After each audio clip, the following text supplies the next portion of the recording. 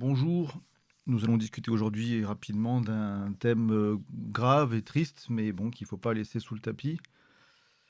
On a beaucoup parlé d'agressions sexuelles sur les enfants pour ce qui est de l'Église catholique, un peu pour ce qui est du bouddhisme tibétain, avec le Dalai Lama qui est pas forcément très clair sur le sujet, etc., etc.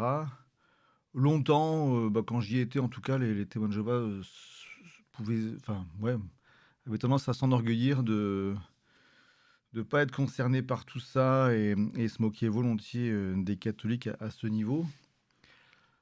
Bah, sauf que en fait, de temps en temps, on entendait ça m'était arrivé d'entendre à demi-mot des sœurs parler de ce qu'elles avaient pu subir, mais bon, j'étais pas enfin, quand on est dedans, c'est difficile d'entendre ce genre de choses et il y a peut-être, des appels à l'aide que j'ai pas compris à l'époque et que j'ai bon, on va pas refaire le monde, mais quoi qu'il en soit, en 2015, une affaire, a bien résonné. C'est la Commission royale d'Australie qui a pris en compte des tonnes de témoignages et qui a mené une enquête approfondie sur le sujet.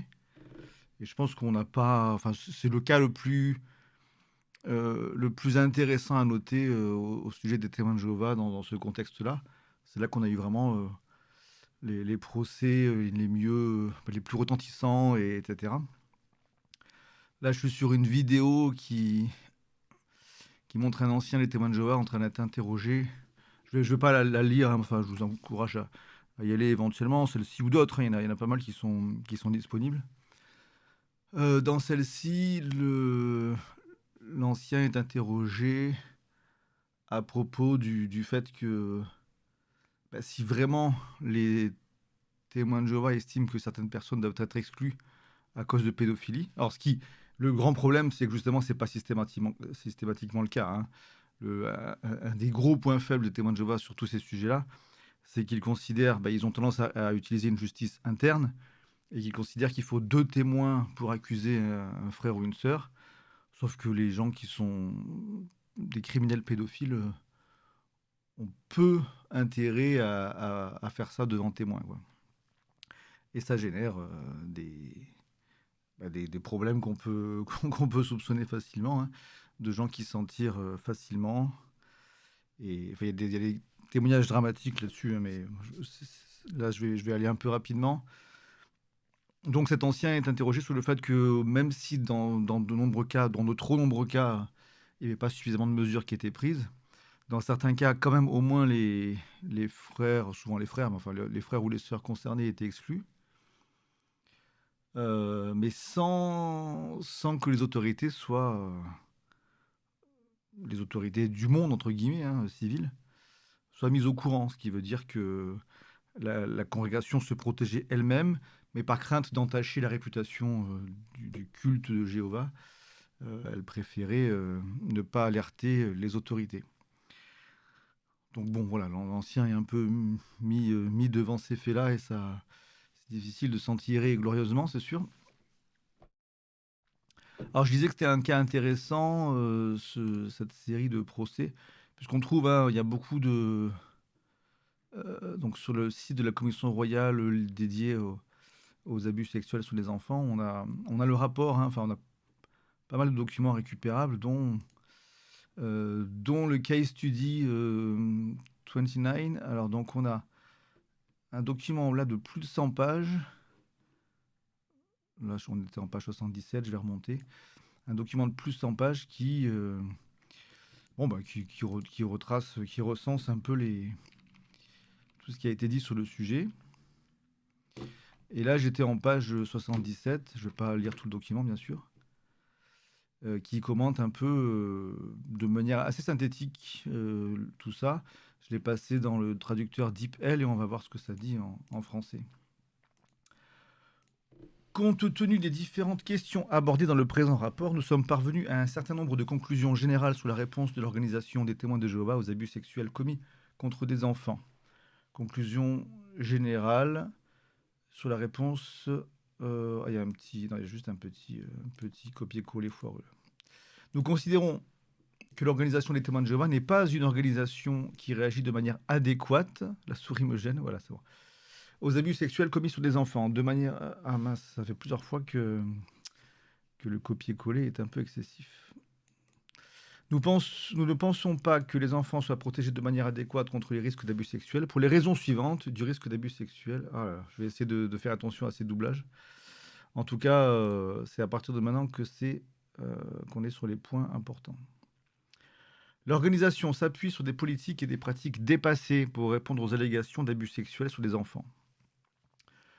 De plus, ces politiques et pratiques ne font pas l'objet d'un examen permanent et continu. Les politiques et pratiques sont, dans l'ensemble, totalement inappropriées et inadaptées à une application dans des cas d'abus sexuels sur les enfants.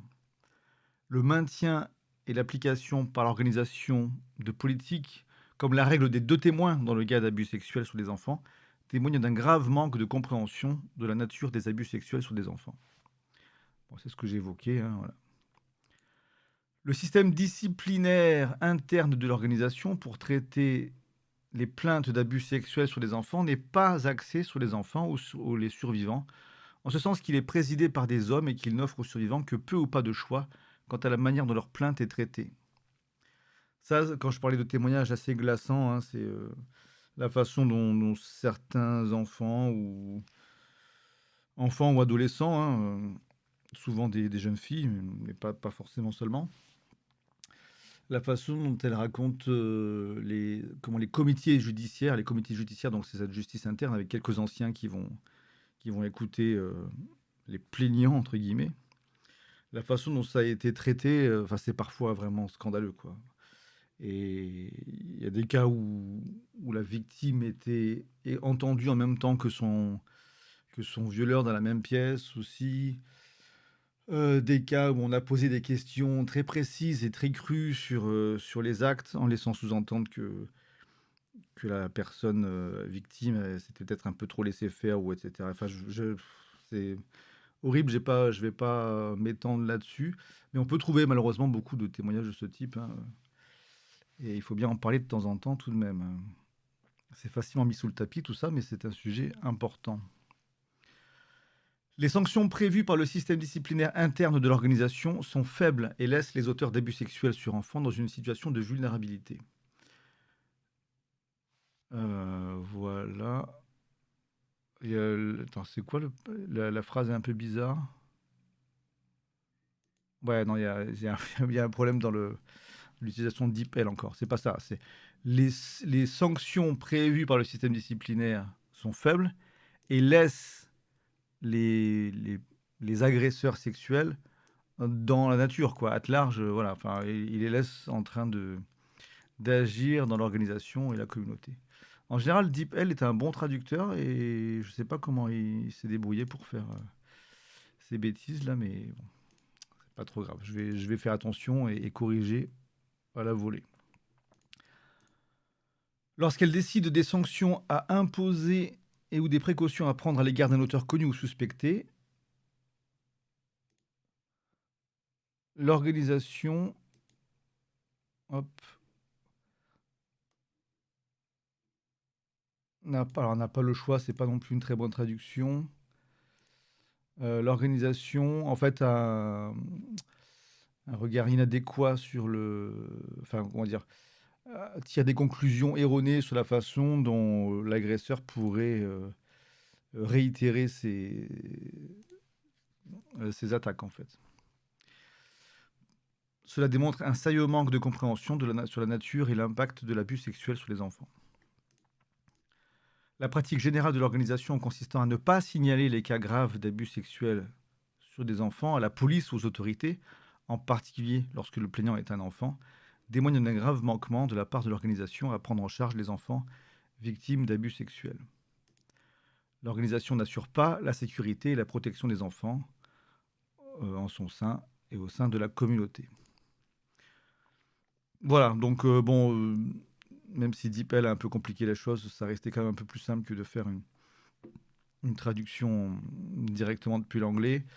Ça, c'est juste une page, hein, de ce grand document qui en fait plus de 100 et sur lequel on peut trouver toute une série de rapports évidemment plus